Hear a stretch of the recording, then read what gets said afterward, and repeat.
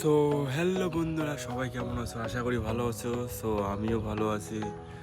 তো আজকে আমি সকাল সকাল উঠলাম, ঘুম থেকে উঠে ফ্রেশ হইলাম, হাত মুখ ধুয়ে।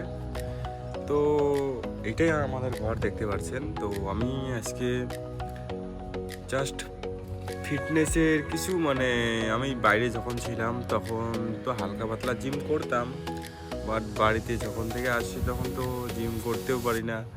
তো আমি বাড়ির মধ্যে কি করি ওইটাই আজকে দেখবে। মাঝে মাঝে করি, রোজ রোজও না, ফিটনেসের জন্য। তো দেখো তোমরা কি করি। সো ফাইনালি মোবাইল রাখলাম,